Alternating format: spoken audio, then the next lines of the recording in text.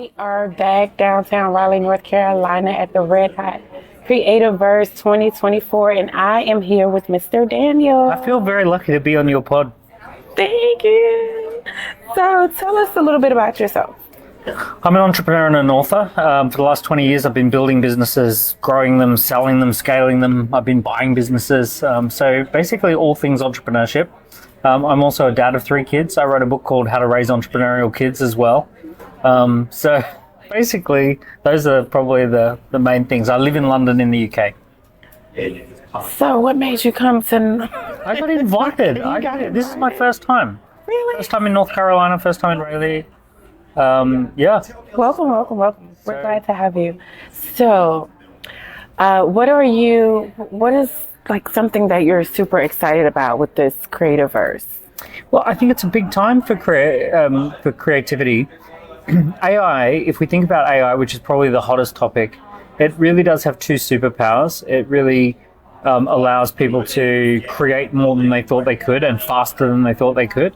And it also has the power to disrupt people and interrupt people and get them to consume more stuff than they thought they would.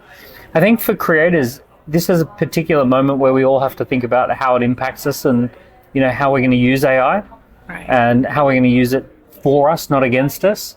So it's a big turning point. And so I'm excited about that. Me too. So I started using it a little bit, was it last year? CreativeVerse, yes, last year. When I was hearing all about it, didn't really understand it, but I jumped in and it worked. And I created a lot of digital products for my Entrepreneur Academy. So what is something that you've been able to use AI for in your business? Well, I've got 2 AI startups. One just won Scale Up of the Year in the UK, which was great.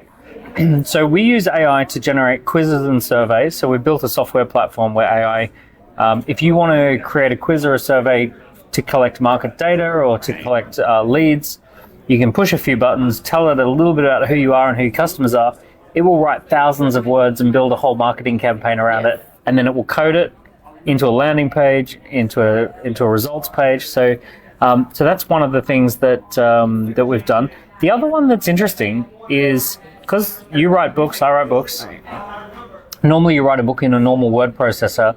We built a piece of software called bookmagic.ai, which is all about give it the idea of your next book, and it will then give you suggestions for chapters and what customers want to have answered. It'll give you analogies that you could use. It'll tell you some real world examples. So it just starts collating all the research for your next book. It does.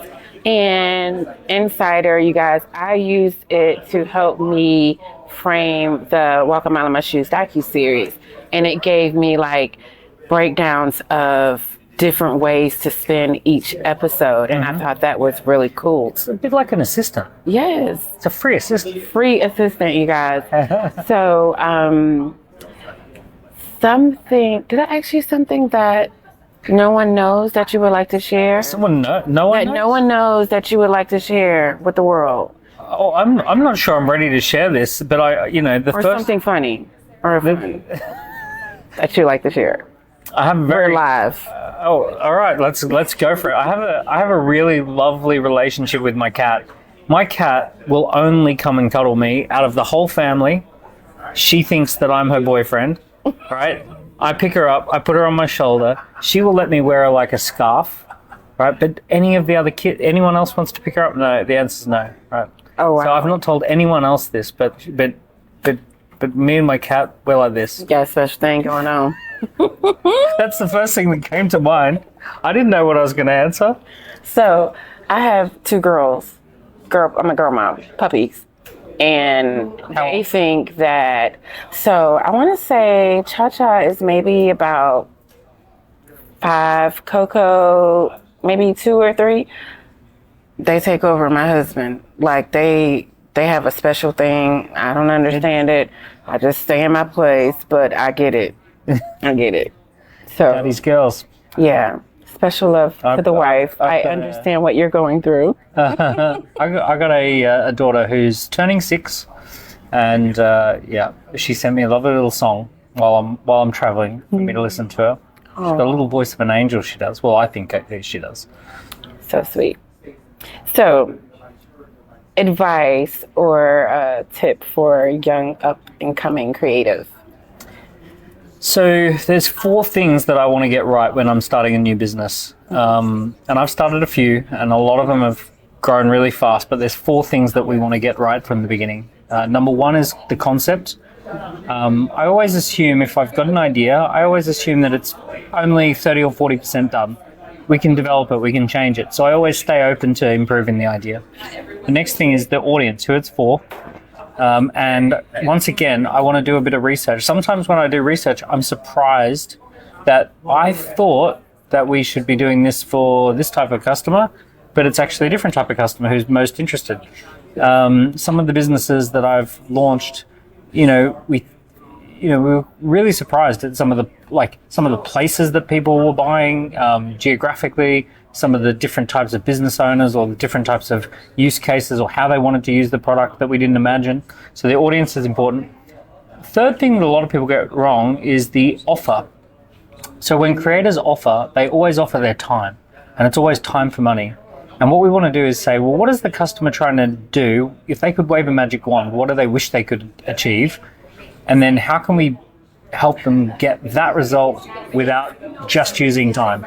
So how can we package other things in that would be helpful? And then the final one, which creators hate, this is the worst one. Creators don't like this at all, and it's sales. And especially where I'm from in the UK, people are just like, I want my creativity to speak for itself. I don't want to have to sell it. I don't want to have to ask for the money. I just want to have people magically know that I'm valuable, and I don't want to have to explain myself. So I think creators always need a little bit of sales training just to improve their ability to present themselves. It's always hard when you're selling yourself, like when you're selling yourself as a solution for something, to kind of price it, be confident in the pricing, all of those sorts of things. So a little bit of sales training is good. So concept, audience, offer, sales, those are the 4 that I always focus on. Awesome. Chaos. So tell everyone where they can find you. Recently I did 2 episodes of podcasts with Christo, who's here, and with a guy called Stephen Bartlett, who runs one of the biggest podcasts in the world called Diary of a CEO. And both of those have had really good responses. So Daniel Priestley on Diary of a CEO, or Daniel Priestley and Christo, free on YouTube. Lots and lots of information about getting started, scaling up, building a valuable creative business. Cool beans. Thank you so much, Daniel. Cheers. Thanks for having me. Up next, we will have a commercial. Yes.